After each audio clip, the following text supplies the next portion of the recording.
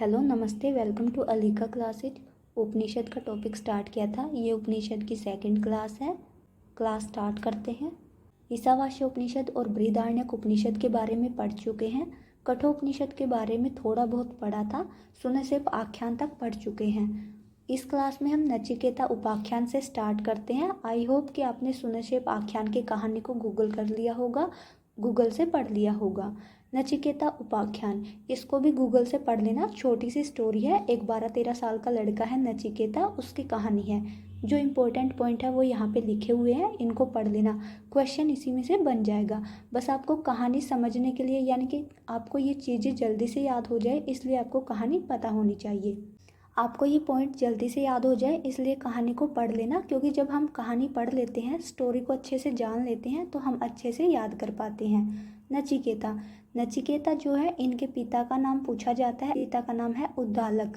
कहीं कहीं पर आपको उद्दालक लिखा मिलेगा, कहीं आपको वाजशर्वा ऋषि लिखा मिलेगा। दोनों में से कोई एक मिलेगा, इसे ध्यान रखना। नचिकेता ने यमराज से 3 वर मांगे थे। जो नचिकेता है, इनके पिता ने विश्वजीत यज्ञ किया था। विश्वजीत यज्ञ जो होता है, इसमें दान करना होता है। नचिकेता के जो पिता हैं, वो नचिकेता को यमराज को दान कर देते हैं।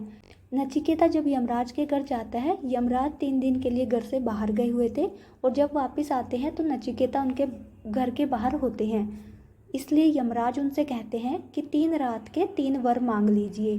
क्वेश्चन पूछा जाता है, यमराज ने नचिकेता को कितने वर दिए, यानी कि नचिकेता को कितने वर मांगने को कहा। आपको ध्यान रखना है, नचिकेता को 3 वर मांगने को कहा था। किसने दिए थे? यमराज ने। ये भी आपको ध्यान रखना है। पहला जो वर था वो था पितृ परितोष। नचिकेता ने कहा था कि उनके जो पिता दुखी हैं, उनको दान करने के कारण उनके पिता का दुख दूर हो जाए। इसी को कहा गया है पितृ परितोष। दूसरा है यज्ञ विद्या का ज्ञान होना। नचिकेता ने दूसरे वर में मांगा था कि उन्हें अग्नि का ज्ञान हो जाए, उन्हें यज्ञ विद्या का ज्ञान हो जाए। अग्नि का ज्ञान हो या यज्ञ विद्या का ज्ञान हो, दोनों एक ही हैं, और ये उनका दूसरा वर था। तीसरा जो वर था, आत्मा का ज्ञान। नचिकेता ने कहा था कि उन्हें आत्मा का ज्ञान दे दीजिए। यमराज ने उन्हें कहा कि वो उन्हें आत्मा का ज्ञान नहीं दे सकते हैं, इसलिए इस संसार में जो भी सुख सुविधाएं हैं, ऐश्वर्य है, ऐशो आराम है, वो उन्हें दे देंगे, लेकिन आत्मा का ज्ञान नहीं दे सकते। लेकिन नचिकेता जो है, इतना लालच देने के बावजूद भी अपनी बात पर अटल रहते हैं, और वो आत्मा का ज्ञान ही मांगते हैं। इसलिए यमराज उन्हें आत्मा का ज्ञान दे देते हैं। आपको बस यहाँ पर ये याद रखना है, 3 वर कौन कौन से थे। ये पूछ लिया जाता है कि 3 वर कौन से हैं। ये पूछ लिया जाता है कि 3 वर कौन से हैं, और इनको सीरीज में ही याद रखना है। पहला है पितृपरितोष, दूसरा है यज्ञ विद्या या अग्नि विद्या का ज्ञान, और तीसरा है आत्मा का ज्ञान। कठोपनिषद में यही इम्पोर्टेंट है, आपको इनको ध्यान रखना है। सुनसेप आख्यान किस में है? कठोपनिषद में। नचिकेता उपाख्यान का वर्णन कहाँ गया है? कठोपनिषद में। और जो इनसे रिलेटेड इम्पोर्टेंट पॉइंट थे वो मैंने आपको करवा दी हैं। कठोपनिषद से यही इम्पोर्टेंट है, इसी को याद रख लेना। नेक्स्ट है तैत्तिरीय उपनिषद। तैत्तिरीय उपनिषद जो है, ये कृष्ण यजुर्वेद से संबंधित है। सबसे पहला पॉइंट आपको यही याद रखना है, ये किस यजुर्वेद से संबंधित है? कृष्ण यजुर्वेद से संबंधित है। इसमें 3 वलियां हैं। कितनी वलियां हैं? 3 वलियां हैं। यहाँ पर आपको ध्यान रखना है, क्वेश्चन पूछा जाता है तैत्तिरीय उपनिषद में कितनी वलियां हैं? 3 वलियां हैं। इन 3 वलियों के नाम है, पहली है शिक्षावली, दूसरी है ब्रह्मानंद वली, और तीसरी है भृगुवली। क्वेश्चन बनेगा, शिक्षावली का वर्णन किस उपनिषद में किया गया है? ब्रह्मानंद वली का वर्णन किस उपनिषद में किया गया है? इसी प्रकार भृगुवली का वर्णन कहाँ पर मिलता है, ये आपको ध्यान रखना है। तैत्तिरीय उपनिषद की ये जो 3 वलियां हैं, ये तैत्तिरीय आरण्यक से ली गई हैं, ये भी आपको ध्यान रखना है। यानी कि तैत्तिरीय आरण्यक जो था, इसके 10 अध्याय थे। 10 अध्याय में से जो 7वां, 8वां और 9वां है, इन्हीं को वलियों का नाम दिया गया है। जो 7वां अध्याय था तैत्तिरीय आरण्यक का, उसे शिक्षावली कहा गया। जो 8वां अध्याय था उसे ब्रह्मानंद वली कहा गया। जो 9वां अध्याय था उसे भृगुवली कहा गया। ये आपको ध्यान रखना है। जो शिक्षावली है, शिक्षावली में वर्णन किया गया है कि शिष्य को कैसे रहना चाहिए, शिक्षा कैसे प्राप्त करनी है, शिष्य के गुरु के प्रति क्या कर्तव्य है, यानी कि इसमें शिष्य और गुरु इन दोनों का वर्णन किया गया है। शिष्य के क्या कर्तव्य होते हैं और क्या नहीं होते, ये सब बताया गया है। ब्रह्मानंद वली, जो ब्रह्मानंद वली है, इसमें ब्रह्म का वर्णन किया गया है, यानी कि मोक्ष प्राप्ति, आत्मा, परमात्मा, इन सब का वर्णन किया गया है। भृगुवली, ये भृगुवली में आपको ध्यान रखना है, भृगु और वरुण का संवाद है। अगर आपसे क्वेश्चन ये ना पूछ के कि भृगुवली का वर्णन कहाँ पर है, ये पूछ लिया जाए भृगु और वरुण का संवाद कहाँ पर है, तो ये आपको ध्यान रखना है, इन दोनों का संवाद तैत्तिरीय उपनिषद में मिलता है। इसके अलावा आपको ध्यान रखना है सत्यम वद धर्मचर, सत्यम वद धर्मम चर स्वाध्याय अनमा परमदय। सत्यम वद का अर्थ होता है सत्य बोलो, धर्मम चर का मतलब होता है धर्म का आचरण करो, स्वाध्याय अनमा परमदय, यानी कि अपने आप अध्याय करने से कभी भी आलस नहीं करना चाहिए, हमेशा स्वाध्याय करना चाहिए, स्वाध्याय करने से कभी भी हटना नहीं चाहिए। ये आपने कई बार सुना भी होगा सत्यम वद धर्मम चर। तो अगर पूछा जाए सत्यम वद का वर्णन कहाँ मिलता है, तैत्तिरीय उपनिषद में। धर्मम चर, धर्म का आचरण करना चाहिए, इसका वर्णन कहाँ मिलता है, तैत्तिरीय उपनिषद में। इसके अलावा आपको ध्यान रखना है पंचकोश निरूपण, पंचकोश का जो वर्णन है वो भी तैत्तिरीय उपनिषद में किया गया है। पंचकोश को इतना डिटेल से नहीं पढ़ना है कि पंचकोश क्या था, ये कैसे बना था, इसमें क्या क्या है, ये सब नहीं याद रखना है। बस इतना याद रखना है, आपसे पूछा जाएगा पंचकोश का वर्णन किस उपनिषद में किया गया है, तैत्तिरीय उपनिषद में किया गया है। तैत्तिरीय उपनिषद से जो भी इम्पोर्टेंट पॉइंट थे वो आपको बता दिए गए हैं, आपको बस इतना ही ध्यान रखना है। तैत्तिरीय उपनिषद कृष्ण यजुर्वेद से संबंधित है, इसमें 3 वलियाँ हैं और इन 3 वलियों के नाम हैं शिक्षावल्ली, ब्रह्मानंद वल्ली, भृगुवल्ली। भृगुवल्ली में भृगु और वरुण का संवाद है, इसमें सत्यम वद धर्मम चर स्वाध्यायनमा परमदय का वर्णन कहाँ किया गया है, तैत्तिरीय उपनिषद में किया गया है। और पंचकोश का वर्णन भी कहाँ पर किया गया है, तैत्तिरीय उपनिषद में किया गया है। इसके लिए ये याद रखना। नेक्स्ट है मैत्रायणी उपनिषद। मैत्रायणी उपनिषद जो है ये इतना इम्पोर्टेंट नहीं है। मैत्रायणी उपनिषद जो है ये कृष्ण यजुर्वेद से संबंधित है, आपको ध्यान रखना है, कृष्ण यजुर्वेद से संबंधित है। इसमें 7 प्रपाठक है, यानी कि 7 अध्याय है। ये जो अध्याय हैं, प्रपाठक है, ये एक ही है, बस इनका थोड़ी सी परिभाषा अलग होती है, आपको ध्यान रखना है। इसमें 7 प्रपाठक हैं, इसमें सांख्य दर्शन, योग दर्शन, आत्मा, परमात्मा, इन सब का वर्णन किया गया है। ये आपको बस ध्यान रखना है। क्वेश्चन जो पूछा जाएगा वो ये पूछा जाएगा मैत्रायणी उपनिषद का संबंध किस वेद से है, कृष्ण यजुर्वेद से। क्वेश्चन इतना ही बनेगा। नेक्स्ट है श्वेत अश्वेत उपनिषद। ये जो श्वेत अश्वेत उपनिषद है ये कृष्ण यजुर्वेद से संबंधित है, आपको याद रखना है किससे संबंधित है, कृष्ण यजुर्वेद से संबंधित है। इसमें 6 अध्याय हैं, शैव दर्शन, योग सिद्धांत आदि का वर्णन किया गया है, इनके बारे में ध्यान रखना है। इसके अलावा सांख्य दर्शन, वेदांत दर्शन, इनके सिद्धांतों का मिश्रित रूप से वर्णन किया गया है, भक्ति तत्व का वर्णन किया गया है। ये सब आपको नहीं ध्यान रखने हैं, नहीं पूछा जाएगा। इतना क्वेश्चन पूछा जाएगा श्वेत अश्वेत उपनिषद का संबंध किस वेद से है, कृष्ण यजुर्वेद से। ये दोनों इतने इम्पोर्टेंट नहीं है, इसलिए इन पे ज़्यादा ध्यान देने की जरूरत नहीं है, बस इतना याद रख लेना। एक में 7 प्रपाठक है और दूसरे में 6 अध्याय हैं। नेक्स्ट है केनो उपनिषद। केनो उपनिषद जो है इसका संबंध सामवेद से है, किससे है, सामवेद से। कोने कोने में म्यूजिक विद्यमान है और म्यूजिक किससे संबंधित है, सामवेद से। केनो उपनिषद किससे संबंधित है, सामवेद से। जो केनो उपनिषद है इसे तवलकार उपनिषद भी कहा जाता है, आपको ध्यान रखना है। क्वेश्चन पूछा जाता है केनो उपनिषद को अन्य किस नाम से जाना जाता है, तवलकार उपनिषद से। केनो उपनिषद जो है इसको केनो उपनिषद का नाम क्यों दिया गया है, क्योंकि जो इसका आरंभ होता है वो केने सित पतति इन शब्दों से होता है। केने से इसकी स्टार्टिंग होने के कारण ही इसे केनो उपनिषद कहा गया है, ये आपको ध्यान रखना है। इसमें 4 खंड है, कितने खंड है, 4 खंड है। इसमें से जो इम्पोर्टेंट क्वेश्चन बनता है वो ये बनता है, उमा हेमवती का आख्यान किस उपनिषद में है। उमा हेमवती का आख्यान केनो उपनिषद में मिलता है। केनो उपनिषद से जो क्वेश्चन बनता है वो ये है कि उमा हेमवती का आख्यान केनो उपनिषद में वर्णन किया गया है, यहाँ पर इसको ध्यान रखना है, ये कई बार पूछा गया है। नेक्स्ट केनो उपनिषद के बारे में इतना ही पढ़ेंगे। इसके लिए जो आपको ध्यान रखना है, ये याद रखना है, केनो उपनिषद जो है सामवेद से संबंधित है, इसका दूसरा नाम तवलकार उपनिषद है और इसमें उमा हेमवती का आख्यान का वर्णन किया गया है। नेक्स्ट उपनिषद के बारे में पढ़ लेते हैं, पर्शनो उपनिषद। नेक्स्ट है प्रश्नोपनिषद। प्रश्नोपनिषद का संबंध किस वेद से है? प्रश्नोपनिषद का संबंध अथर्ववेद से है। ये आपको ध्यान रखना है, क्वेश्चन पूछा जाएगा प्रश्नोपनिषद किस वेद से संबंधित है? अथर्ववेद से संबंधित है। इसमें 6 खंड है, आपको ध्यान रखना है। इसमें 6 ऋषियों का वर्णन किया गया है। 6 ऋषियों का वर्णन होने के कारण इसमें 6 खंड है। इसमें क्वेश्चन आंसर्स के कारण अध्यात्म का ज्ञान दिया गया है। क्वेश्चन आंसर से अध्यात्म का ज्ञान देने के कारण ही इसका नाम प्रश्नोपनिषद रखा गया। इसमें चर अचर जगत की उत्पत्ति का वर्णन किया गया है। ओमकार के पर अपर रूप का वर्णन किया गया है। यानी कि अगर आपसे क्वेश्चन पूछे ओमकार का वर्णन कहाँ किया गया है, तो वो प्रश्नोपनिषद में किया गया है। यहाँ से जो क्वेश्चन बनता है वो ये बनता है, प्रश्नोपनिषद किस वेद से संबंधित है? अथर्ववेद से संबंधित है। इसके अलावा ज़्यादा आपको ध्यान नहीं देना है, बस इतना याद रखना है ये किस वेद से संबंधित है।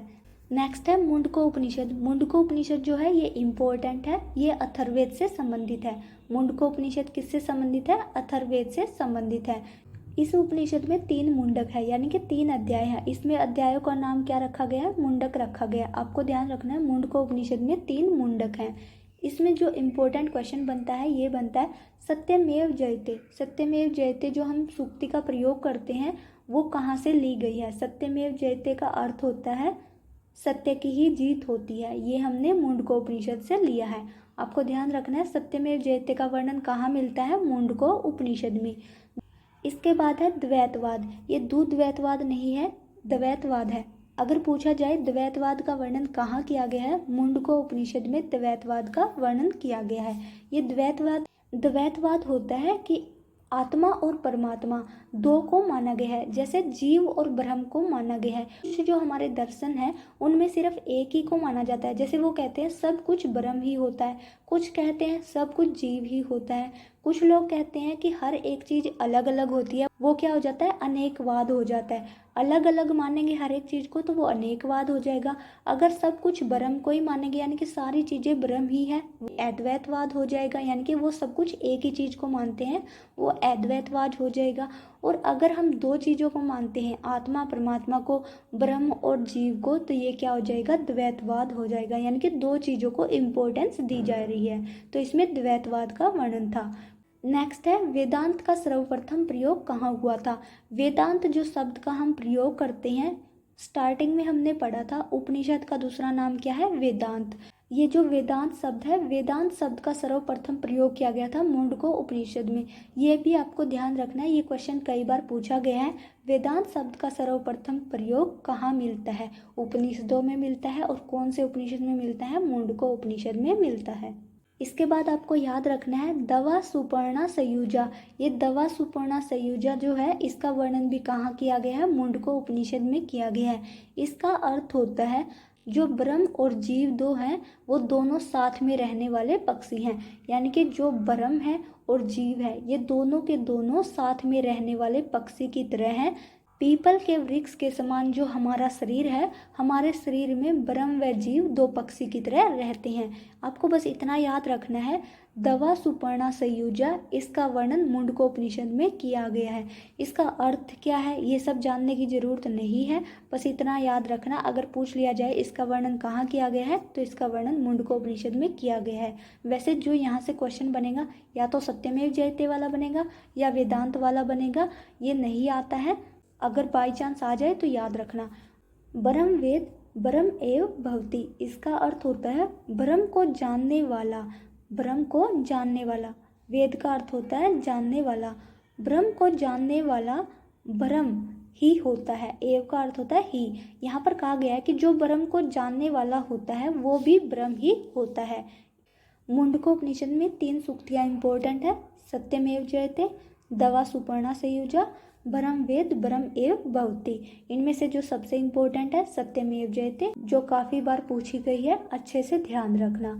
उसके बाद वेदांत का सर्वप्रथम प्रयोग मुंडकोपनिषद में हुआ, ये काफ़ी बार पूछा गया है, ये आपको ध्यान रखना है।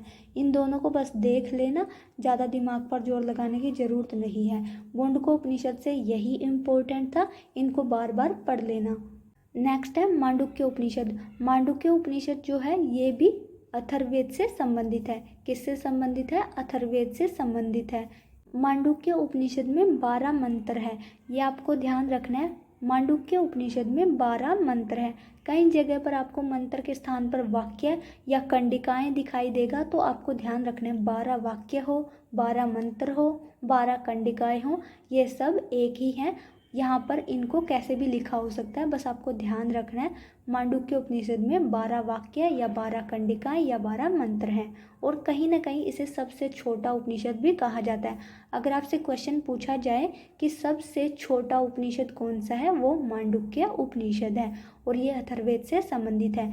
इसके अलावा जो इम्पोर्टेंट है वो ध्यान रखना है, अयम आत्मा ब्रह्म। अयम आत्मा ब्रह्म जो सूक्ति है वो किससे संबंधित है? अयम आत्मा ब्रह्म जो है, इसका अर्थ होता है ये जो आत्मा है ये ही ब्रह्म है। अयम आत्मा ब्रह्म, ये आत्मा ही ब्रह्म है। अगर इस सूक्ति का पूछा जाए कि ये सूक्ति किस उपनिषद से संबंधित है, ये मांडुक्य उपनिषद से संबंधित है। मांडुक्य उपनिषद से संबंधित यही पॉइंट है, बस ये 2-3 पॉइंट ही हैं, इनको ध्यान रखना। जिस उपनिषद में जितना इम्पोर्टेंट है, जो जो पॉइंट पूछे जाते हैं वही बताए गए हैं, एक्स्ट्रा नहीं बताया जा रहा और आपका क्वेश्चन इसमें से बन जाएगा। वरना तो उपनिषद बहुत ज़्यादा बड़े हैं, डिटेल में हैं, उनको आप नहीं कर पाओगे। अगर आप पढ़ने बैठोगे तो भी आप नहीं कर पाओगे, हिंदी में भी नहीं पढ़ पाओगे, संस्कृत में पढ़ना तो दूर की बात है। इसलिए जो ये पॉइंट करवाए गए हैं इन्हें अच्छे से पढ़ लेना, बार बार इन्हें देख लेना। इनके अलावा जो भी इम्पोर्टेंट क्वेश्चन होंगे वो सोर्स में डाल दिए जाएंगे, तो आप उपनिषदों से संबंधित जो सोर्स हैं उनको देख लेना और क्वेश्चन आंसर वहाँ से आपके आ जाएंगे। आपको आइडिया हो जाएगा कि कैसे क्वेश्चन बनेंगे उपनिषद में से और कैसे क्वेश्चन पूछे जाते हैं, तो आप उन सोर्स को देख लेना। नेक्स्ट है छांदोग्य उपनिषद। छांदोग्य उपनिषद जो है ये सामवेद से संबंधित है। किससे संबंधित है? सामवेद से संबंधित है। छांदोग्य उपनिषद में 8 अध्याय हैं, ये आपको याद रखना है। कितने अध्याय हैं? 8 अध्याय हैं। इसमें ओमकार के स्वरूप का वर्णन किया गया है। इससे पहले जो हमने एक उपनिषद पढ़ा था उसमें हमने पढ़ा था ओमकार के पर अपर रूप का वर्णन किया गया है। यहाँ पर ओमकार के स्वरूप का वर्णन किया गया है, ये आपको ध्यान रखना है। उसके बाद जो है सूक्ति दी गई है, ये आपको ध्यान रखनी है कि कौन से उपनिषद से कौन सी सूक्ति दी गई है। छांदोग्य उपनिषद जो है ये इम्पोर्टेंट है, इसमें सूक्तियाँ भी पूछी जाती हैं और इसमें से संवाद भी पूछे जाते हैं, ये आपको ध्यान रखना। छांदोग्य से जो सूक्ति इम्पोर्टेंट है वो है सर्वम खलविदम ब्रह्म। सर्वम खलविदम ब्रह्म, इसका अर्थ होता है सारा जगत ब्रह्म है। सारा जगत क्या है? ब्रह्म है, ये आपको ध्यान रखना है। अगर आपसे पूछा जाए ये सूक्ति कहाँ से ली गई है, छांदोग्य उपनिषद से ली गई है। इसके अलावा तत्वम असी, तत्वम असी, ये जो सूक्ति है ये भी छांदोग्य उपनिषद से ली गई है। इसका अर्थ होता है वह ब्रह्म तुम ही हो, यानी कि जब जीव को ब्रह्म का ज्ञान हो जाता है तो जीव कहता है कि तुम ही ब्रह्म हो, तो इसका अर्थ होता है वह ब्रह्म तुम ही हो। आपको ध्यान रखना है ये दोनों सूक्तियाँ जो है छांदोग्य उपनिषद से संबंधित है। इसके अलावा आपको ध्यान रखना है जयबाली दार्शनिक सिद्धांत। जयबाली दार्शनिक सिद्धांत ये जो है छांदोग्य उपनिषद से संबंधित है। के असौपति सृष्टि सिद्धांत, ये इतना इम्पोर्टेंट नहीं है, बस ध्यान रखना ये छांदोग्य उपनिषद से संबंधित है। इसके अलावा जो इम्पोर्टेंट है, बार बार पूछा जाता है, वो है नारद सनत कुमार वृतांत।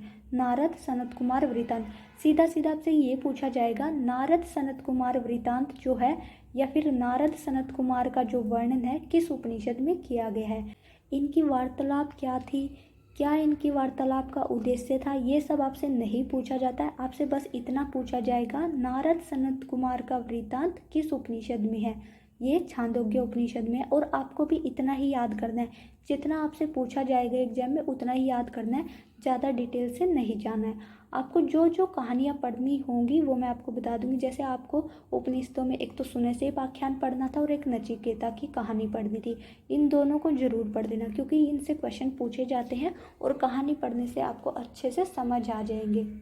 उसके अलावा उपनिषदों में जो मैंने सूक्ति बताई है, जो यहाँ पे लिखी हुई है नोट्स में, वही याद रखनी है, उनमें से ही आपकी सूक्ति आ जाएगी। जो संवाद, जो वृतांत यहाँ पर नोट्स में लिखे हुए हैं वही याद रखने हैं, उनमें से ही आपका क्वेश्चन बन जाएगा।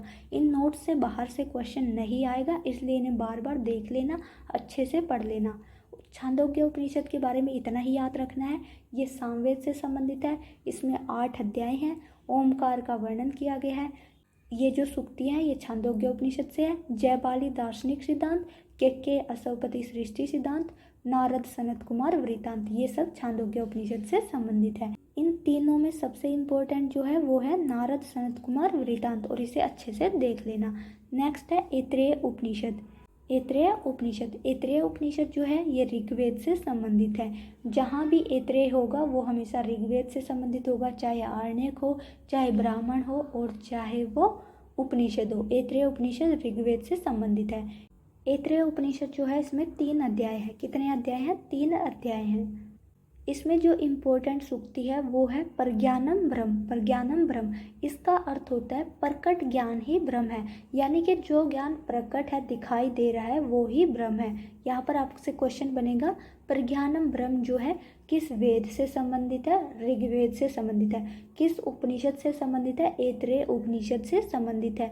अगर आपसे उपनिषद न देके वेद भी पूछा हो तब भी आपको याद रखना है जो जिस वेद से संबंधित उपनिषद है वो सूक्ति भी उसी वेद से संबंधित होगी। ये जो उपनिषद है इसमें विश्व की रचना का वर्णन किया गया है कि विश्व की जो रचना है वो परमात्मा के द्वारा हुई है। इसमें आदर्शवाद का, आत्मवाद का, सृष्टिवाद का वर्णन किया गया है। यहाँ पर आपको याद रखना, अगर पूछा जाए विश्व की रचना का वर्णन किस उपनिषद में किया गया है? ऐत्रेय में, यानी कि विश्व की जो रचना है वो परमात्मा के द्वारा हुई है। ये जो बात है वो ऐत्रेय उपनिषद में कही गई है।